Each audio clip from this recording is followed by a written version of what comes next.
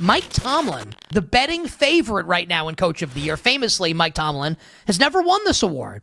Mike Tomlin, but when you never finish below 500, that makes sense, right? Hard to win it. Mike Tomlin plus 450 is the favorite.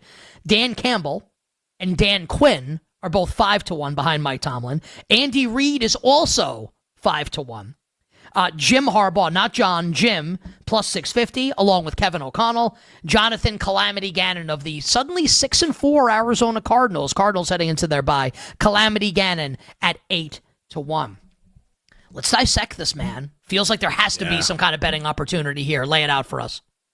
This is awesome. Like I think, like you can look at the odds right there from plus 450 to plus 800, and then what is that? 6 coaches that are in that stack. Like that just goes to show you that the odds makers are like, you guys let us like know what the hell it is, because I feel like there's a great cases for all of these guys to be the coach of the year. And what makes this really cool is that like you can shop around and find like there's one sports book that has Mike Tomlin at 10-1. Like if you shop around, like definitely on this award market, shop around, because there's different favorites all across the board, because nobody knows what it should be, because there's a lot of good coaches out there. So I'll start with Tomlin. Like he's definitely the media's coach and like the media's choice to be coach of the year. Like everybody wants this for him. He's never won the award, like Nick said. Like everybody loves Tomlin, the quotes, like his personality, and also now he has like the decision to go with Russell Wilson over Justin Fields, and how like scrutinized that was and how it's working out. Like he has all the juice right now in Pittsburgh and across the country, and how people talk about the sport.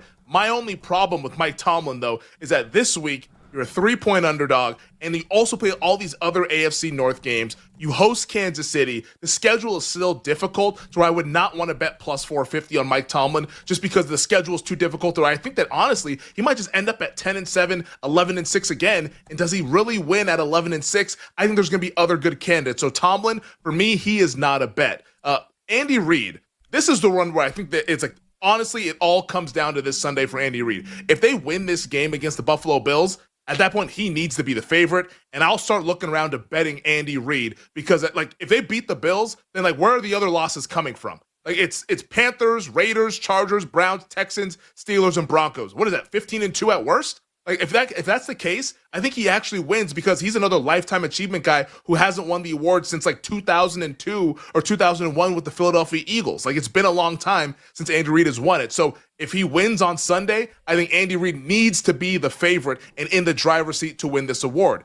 Dan Campbell, last Sunday, it was on the ropes for him. I think if they lost that game, you could drift Dan Campbell out into the sea. He was not going to win it. They come back. They win the game. He's right back in the conversation. Now, their win total is 13.5, which is great, but I still think they need to get to that 15-win threshold, which they can only lose one more game the rest of the way. They still have a lot of division games left. I'm not betting Campbell at the short prices of 5-1 just because there's still a lot of football left to be played. The guy that I do think that right now is a bet for me, I think we've actually come full circle, Nick, in this market. I think Kevin O'Connell. Around on this one, because he's plus 650, but other sports books, like you can find 9-1 or 8-1, shop around on this one. But Kevin O'Connell, at the midway point, I wasn't sure if he was going to still carry a lot of the momentum of the first 5 weeks of the season. He 100% carried a lot of the momentum to where, like, I think he's kind of neck and neck with Dan Quinn as being the improvement coach. Like, if you ask me right now, at the end of the year, who I think is going to win Coach of the Year, I actually think it's Kevin O'Connell above all these guys. Like, I thought Quinn would get more love, but all that credit for Washington's going to Jaden Daniels. He's going to win Offensive Rookie of the Year, and also Quinn has nothing to do with the offense. But the fact that the Vikings are winning games with Sam Darnold, and this might sound counterintuitive, but I almost think it helps his candidacy in Kevin O'Connell.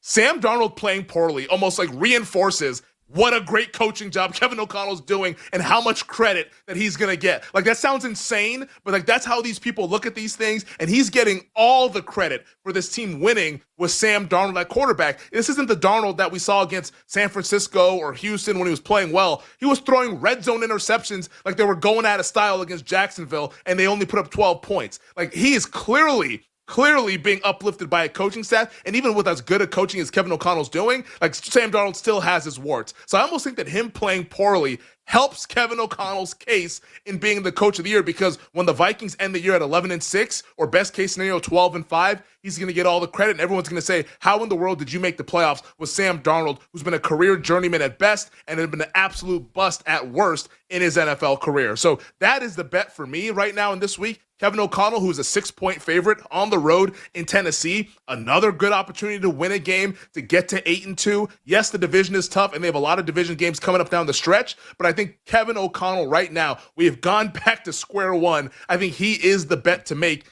in Coach of the Year. We can talk about some of the other candidates as well, but right now, from a betting standpoint, KOC is the guy to be for Coach of the Year. Anyone else you want to talk about in this market?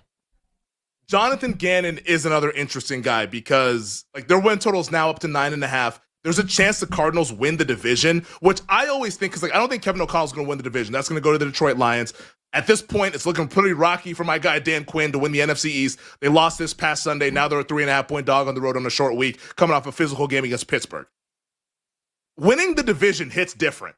Like whenever you win a division, that like is a big time boost. And the Cardinals have that ceiling just based on everybody else. Like I still love the Ramley. I know a lot of other people like the 49ers. But like if the Cardinals win the division, like that will be a big, big, big feather in the cap for Jonathan Gannon, to where I would love to see what the voters would do with if it's Arizona 10-7 NFC West champs versus 11-6 Minnesota Vikings as like the 6th seed or the 5 seed. Like what do the voters do in that situation? I don't know. I don't have the best answer for you. I would guess maybe lean to O'Connell, but I think that right now O'Connell's the bet, but Gannon is out there lurking as a potential division winner. So we're at 8-1. If you believe in the Cardinals, you should definitely bet that. I don't believe they're going to win it, so I'm not betting Jonathan Gannon. I'm not advocating for Jonathan Gannon, but I think that is still a possibility if you're someone who's invested in KOC to look out for Jonathan Gannon.